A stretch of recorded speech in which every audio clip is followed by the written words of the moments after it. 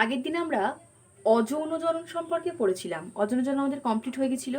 আজকে আমরা যেটা পড়বো সেটা হচ্ছে অঙ্গজনন। অঙ্গজনন বলতে কি বোঝায়? অঙ্গজনন মানে হচ্ছে যে অঙ্গের মাধ্যমে জনন, সেটা অবশ্যই উদ্ভিদ অঙ্গে। তো যে পদ্ধতির মাধ্যমে জনিত্রী যে উদ্ভিদ আছে, সেই জনিত্রী উদ্ভিদের কোনো দেহাংশ, সেটা মূল হতে পারে, কাণ্ড হতে পারে, পাতা হতে পারে, সেখান থেকে যদি নতুন কোনো অপত্য উদ্ভিদ ঘটে, তখন আমরা সেটাকে বলছি উদ্ভিদের অঙ্গজ জনন। ঠিক আছে? তো অঙ্গজননের ফলে মাতৃদেহ থেকে যে অপত্যটা উৎপন্ন হয় সেটা একদম মাতৃদেহের মতো সম আকৃতি এবং সমগুণ সম্পন্ন হয়। ঠিক আছে? তো অঙ্গজনন মোটামুটি দুই প্রকারের হয়। একটা হচ্ছে প্রাকৃতিক অঙ্গজনন আর একটা হচ্ছে কৃত্রিম অঙ্গজনন। এবার প্রাকৃতিক অঙ্গজননের বিভিন্ন রকম প্রকারভেদ আছে। প্রাকৃতিক অঙ্গজনন একদম প্রকৃতিতে যেটা হচ্ছে, মানে যেটা সাধারণ নিয়মই হয়, সেটাকে আমরা প্রাকৃতিক অঙ্গজনন বলে যাচ্ছি। আর তো প্রাকৃতিক অঙ্গজননের মধ্যে অনেক যে প্রকারভেদ রয়েছে, সেটা প্রথমে একটা বলি, সেটা হচ্ছে দ্বিবিভাজন। দ্বিবিভাজন মানে বুঝতেই পারছো, তোমরা আগে পড়েছো দ্বিবিভাজন মানে কি।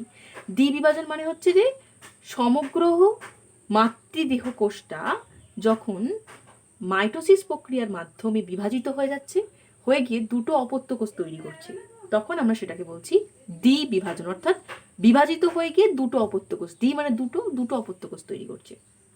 তো এটা কোন উদ্ভিদে দেখা যায়? এটা ডায়াটম। ডায়াটম বলে একটা এককোষী শৈবাল আছে। সেই এককোষী শৈবালে এই ধরনের দ্বিবিভাজন দেখা যায়। এটা অবশ্যই এক্সাম্পল। ঠিক আছে? এরপর নেক্সট আমরা পড়ব কর্কোদ্গম, যেটা আমরা আগে পড়ে নিয়েছি। কর্কোদ্গম কি, কর্কোদ্গম কি বা বার্ডিং কি আমরা পড়ে নিয়েছি। কর্কোদ্গম মানে কি? কর্কোদ্গম মানে হচ্ছে কি না, দেহের একটা অংশ থেকে কোরক বা বার্ড গঠিত হবে।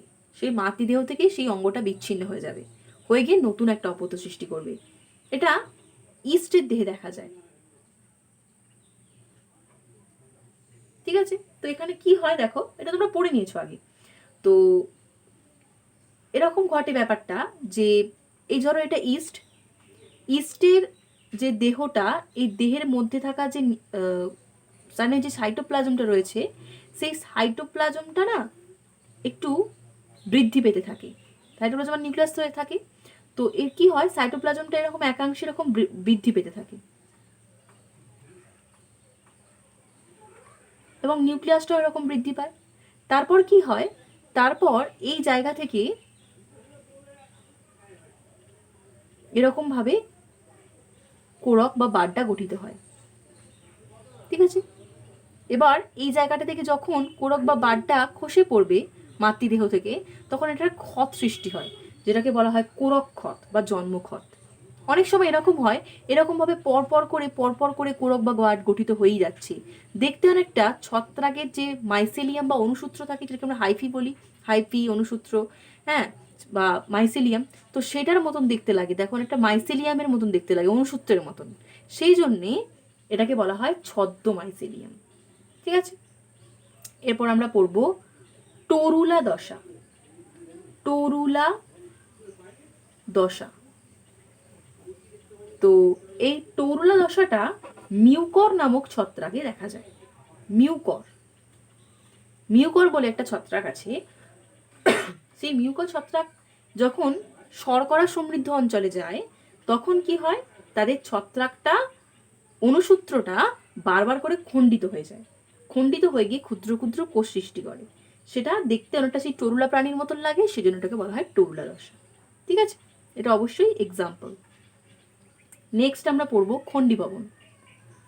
খণ্ডী ভবন, তোমরা জানো খণ্ডী ভবন কাদের দেখা যায়, পড়ে নিয়েছো আগেই। স্পাইরোগাইরাতে খণ্ডী ভবন দেখা যায়। কি হয় জানো ব্যাপারটা?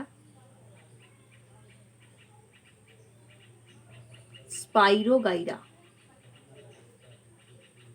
কি হয়, এদের দেহাংশটা অসংখ্য খণ্ডে খণ্ডিত হয়ে যায়। ঠিক আছে? এবং প্রতিটা খণ্ডক থেকে নতুন করে অপত্যজীব সৃষ্টি হয়। বোঝা গেল? এরপর নেক্সট আমরা পড়বো গেমি। গেমি, এটা তোমরা আগে পড়োনি।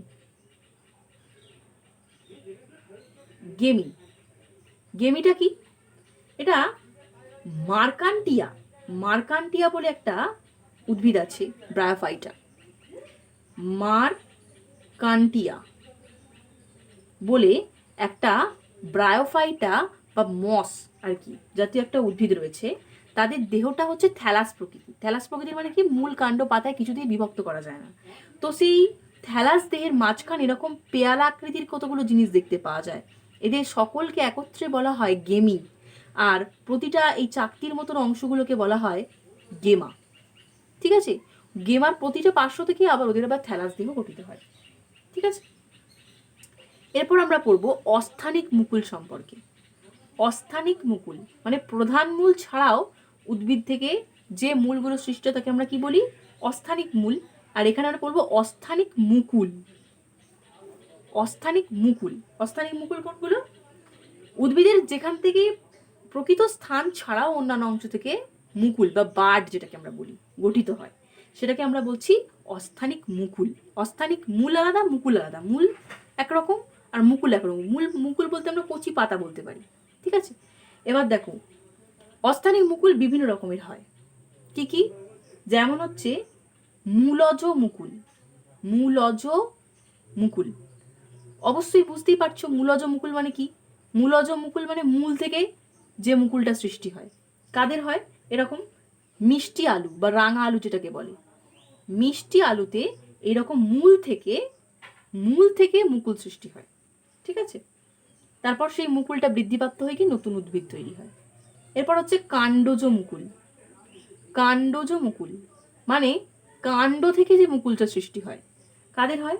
যেমন গোলাপ গাছ, দেখবে গোলাপ গাছের ডাল কেটে মাটিতে পুঁতে দাও, দেখবে সেখান থেকে নতুন শিকড় বের হচ্ছে এবং নতুন উদ্ভিদ তৈরি হচ্ছে। এটা হচ্ছে কাণ্ডজ মুকুলের উদাহরণ। এবার হচ্ছে পত্রজ মুকুল। পত্রজ মুকুল তোমরা জানো, পাথরকুচি নাম শুনেছো। দেখো পাথরকুচি গাছের পাতার ধার থেকে সরু সরু সুতোর মতো শিকড় বের হচ্ছে, সেটাকে কি বলছি আমরা? পত্রজ মুকুল। তারপরে মুকুল থেকে আবার নতুন গাছ হয়ে যাবে। ঠিক আছে, আচ্ছা আমরা নেক্সট যেটা পড়বো সেটা হচ্ছে, এবার অস্থানিক মুকুল পড়েছি, এবার আমরা মূল পড়বো। মূল, মূল জানো কোনটা? যেটা উদ্ভিদের মাটির নিচে যে অংশটা থাকে সেটাকে মূল বলি, তাই তো? উদ্ভিদের দু রকম মূল থাকে। একটা এরকম প্রধান মূল থাকে, দেখবে আম গাছ, জাম গাছের গাছটাকে উপড়ে ফেললে দেখবে এরকম মাটির নিচে একটা এরকম একটা মূল থাকে, এরকম লম্বা মূল, যেটা উপড়ালেই দেখতে পাওয়া যায়, এটাকে বলা হয় প্রধান মূল। এটা ছাড়াও অসংখ্য সরু সরু মূল দেখতে পাওয়া যায় এদের ধারে ধারে, সেটাকে আমরা কি বলছি? অস্থানিক মুকুল। ঠিক আছে, তো এখন আমরা মূল সম্পর্কে পড়ব। তো তো যেমন পেয়ারা গাছ রয়েছে, তারপর রাঙা আলু রয়েছে, এই সমস্ত গাছের মূল থেকেই হচ্ছে অস্থানিক মূল সৃষ্টি হয় এবং সেই অস্থানিক মূল থেকে নতুন অপত্য তৈরি হয়। কি কি এক্সাম্পল বললাম? মূল থেকে নতুন গাছ, পেয়ারা, আরো অনেক উদাহরণ আছে, রাঙা আলু। এগুলোর হচ্ছে মূল থেকে অস্থানিক মুকুল তৈরি হয় এবং সেখান থেকে নতুন অপত্য তৈরি হয়। এবার নেক্সট আমরা পড়ব ভূ নিম্নস্থ কাণ্ড। ভূ নিম্নস্থ কাণ্ড মানে মাটির নিচে থাকা কাণ্ড। কিরকম? এর অনেকগুলো ভাগ আছে। প্রথম বলি স্ফীতকন্দ। স্ফীতকন্দ, স্ফীতকন্দ মানে কি? আলু। ঠিক আছে, আলু। তো তোমরা দেখবে আলুর গায়ে এরকম কিছু চোখ দেখতে পাওয়া যায়, দেখবে এই চোখ থেকে এখান থেকে আবার নতুন গাছ তৈরি হয়, নতুন অপত্য উদ্ভিদ তৈরি হয়। তুমি যদি আলু থেকে এরকম চোখ শুদ্ধ গাছটাকে কেটে নিয়ে মাটিতে পুঁতে দাও, দেখবে নতুন গাছ হয়ে গেছে। স্ফীতগন্ধ কেন বলছি? কারণ আলু হচ্ছে খাদ্য সঞ্চয় করে, ওই জন্য স্ফীত, এত খাবার সঞ্চয় করে এরকম স্ফীত মোটা হয়ে যায়। ঠিক আছে, নেক্সট আমরা পড়বো কন্দ। কন্দ কি? পেঁয়াজ দেখেছো? পেঁয়াজ, রসুন, এগুলোকে আমরা বলি কন্দ। তো এদের কি হয়? এদের হচ্ছে পেঁয়াজের গায়ে দেখবে এরকম চাকতির মতন কতগুলো, মানে খুলে এরকম চাকতির মতন অংশ থাকে। ঠিক আছে, তো এই প্রতিটা চাকতি থেকে আবার একাধিক মুকুল তৈরি হয়। ঠিক আছে, এবার এখান থেকে নতুন অপত্য উদ্ভিদ গঠিত হয়। নেক্সট আমরা পড়ব গুঁড়ি কন্দ। গুঁড়ি কন্দ আচ্ছা, গুড়িকন্দ কি? গুড়িকন্দ হচ্ছে, তোমরা কচু দেখেছো? কচু গাছ, ওল গাছ, কচু, ওল, দেখবে কচু গাছের ওল গাছে এরকম যদি এটা একটা মানে ওল হয়, দেখবে ওল, দেখবে ওলের গায়ে এরকম গোলাকার গোলাকার চাকতির মতন অংশ থাকে, থাকে তো। তো ওই চক্রাকার পর্ব থেকেই কিন্তু এখান থেকে কাক্ষিক মুকুল সৃষ্টি হয় ওদের। হ্যাঁ, এবং সেই কাক্ষিক মুকুল থেকে নতুন করে অপত্য উদ্ভিদ সৃষ্টি হয়। ঠিক আছে, এরপর আমরা যেটা পড়বো সেটা হচ্ছে গ্রন্থি কাণ্ড বা গ্রন্থি কন্দ। গ্রন্থি কন্দ। তো গ্রন্থিকন্দ কোনগুলো? তোমরা আদা দেখেছো? আদা, আদা হচ্ছে একটা গ্রন্থিকন্দর উদাহরণ। তো গ্রন্থিকন্দ দেখবে কেমন ধরনের হয়, এরকম ধরনের দেখতে হয়। আদা তোমরা দেখেছো কেমন হয়, ঠিক আছে। তো আদার এই সামনের দিক থেকে ওদের অগ্রমুকুল তৈরি হয়, আবার ওদের কিছু এরকম শল্কপত্র দেখতে পাওয়া যায়, এই গোলাকার অংশগুলো থেকে এরকম শল্কপত্র দেখতে পাওয়া যায়। এই শল্কপত্র থেকে ওদের কাক্ষিক মুকুল সৃষ্টি হয়, আর ওই অগ্রমুকুল আর কাক্ষিক মুকুল থেকে নতুন অপত্য উদ্ভিদ গঠিত হয়। ঠিক আছে, এরপর আমরা যেটা পড়বো সেটা হচ্ছে অর্ধবায়বীয় কাণ্ড। অর্ধবায়বীয় কাণ্ড, ঠিক আছে। তো অর্ধবায়বীয় কাণ্ড কোনগুলো? যেই ধরনের কাণ্ডের বায়বীয় অংশটা মানে বাতাসপূর্ণ অংশটা থেকে শাখা প্রশাখা তৈরি হবে, আর তার যে ভূমিনস্থ অঙ্গ যেটা মাটির নিচে থাকে সেটা থেকে অস্থানীয় মুকুল তৈরি হয়। মানে কিছুটা অংশ বাতাসে থাকে আর কিছুটা অংশ মাটিতে থাকে, সেই জন্য নাম হচ্ছে অর্ধবায়বীয়। তো এই অর্ধবায়বীয় অনেকগুলো ভাগ আছে, যেমন একটা ধরো রানার, রানার বা ধাবক। এদের ক্ষেত্রে কি হয়? এদের ক্ষেত্রে হচ্ছে রানার বা ধাবক যেটা, সেটা কিরকম হয়? সরু এবং লম্বাটে ধরনের। অনেক সময় তোমরা ঘাস দেখবে, ঘাস, ঘাস দেখবে, ঘাসের নিচে এরকম একটা সরু দণ্ডের মতন অংশ দেখবে আছে। একটা ঘাস মাটি থেকে উপড়ালেই দেখতে পাবে এরকম সরু নলাকার একটা দণ্ডের মতন অংশ বেরিয়েছে, সেখান থেকে আবার নতুন ঘাস বেরোচ্ছে দেখতে পাবে। তো এইটাকেই বলা হয় রানার বা ধাবক। উদাহরণ কি তাহলে বললাম? ঘাস। তো ঘাস গাছে এরকম সরু নলাকার দণ্ড অংশ মতো অংশ দেখতে পাওয়া যায় কাণ্ডের নিচে থেকে। তো সেখান থেকে যেটা মাটি ছুঁয়ে রয়েছে যে অংশটা কাণ্ডের, সেটা থেকে আবার দেখবে নতুন করে মূল সৃষ্টি হয়। তো এই মূল শুদ্ধ রানারটা আবার মূল মাতৃদেহ থেকে বিচ্ছিন্ন হয়ে গিয়ে নতুন কাণ্ড তৈরি করে। ঠিক আছে, এবার আমরা পড়ব স্টোলন বা বক্রধাবক। স্টোলন বা বক্রধাবক। তোমরা স্ট্রবেরি গাছের নাম শুনেছো? তো ওই স্ট্রবেরি গাছে কি হয়?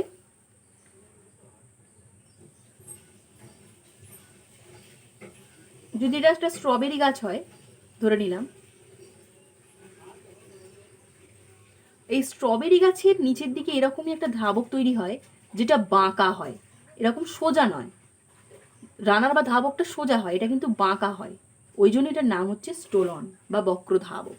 একই রকম ব্যাপারটা। এটা কাদের দেখা যায় তাহলে? এটা স্ট্রবেরি, মেন্থা প্রভৃতি গাছে দেখতে পাওয়া যায়। এরপর নেক্সট আমরা পড়বো অফসেট বা খর্বধাবক। এটা তোমরা সবাই জানো, অফসেট বা খর্বধাবক। কচুরিপানা সবাই দেখেছো, এরকম দেখতে হয় কচুরিপানা।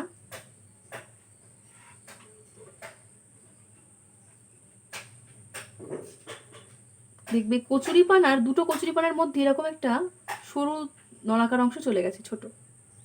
তো এইটাকে আমরা বলছি খর্বধাবক বা অফসেট। ঠিক আছে, এই অফসেটটা তৈরি হওয়ার পর কি হয়? এটা আবার এই ধরো এই উদ্ভিদ থেকে এটা তৈরি হয়েছে, এই নতুন করে একটা অপউদ্ভিদ তৈরি হওয়ার জন্য, তৈরি হওয়ার পর কি হবে? এটা প্রধান যে উদ্ভিদ হচ্ছে সেখান থেকে বিচ্ছিন্ন হয়ে যায়, হয়ে গিয়ে নিজে আবার রকম আবার তৈরি করে অফসেট বা খর্বধাবক। এটার উদাহরণটা কি হলো? কচুরিপানা। ঠিক আছে, নেক্সট আমরা পড়বো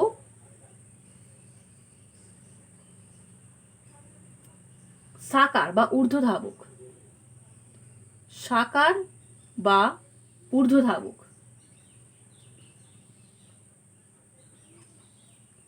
তোমরা সবাই দুব্বা ঘাসের নাম শুনেছ, দুব্বা ঘাস, চন্দ্রমল্লিকা। তাহলে যেটা বলছিলাম তোমাদের, সাকার বা ঊর্ধ্বধাবক যেটা ওই দুব্বা ঘাসে দেখা যায়। তো দেখবে অনেক সময় এরকম হয়, মানে ধরো ঘাসটা এরকম, তো ঘাসটার গোড়া থেকে এরকম একটা সরু নলাকার অংশ একদম মাটির উপরের দিকে উঠে যায়, তো সেখান থেকে আবার নতুন ঘাস হয়, এটা তারপরে প্রধান উদ্ভিদ থেকে বিচ্ছিন্ন হয়ে যায়। এটাকে বলা হচ্ছে সাকার বা ঊর্ধ্বধাবক। যেহেতু এটা এই ধাবকটা যেহেতু উপরের দিকে উঠে যাচ্ছে মাটির উপরে, সেই জন্য এটাকে বলা হচ্ছে সাকার বা ঊর্ধ্বধাবক। ঠিক আছে, এরপরে আমরা যেটা পড়বো সেটা হচ্ছে বায়বীয় কাণ্ড।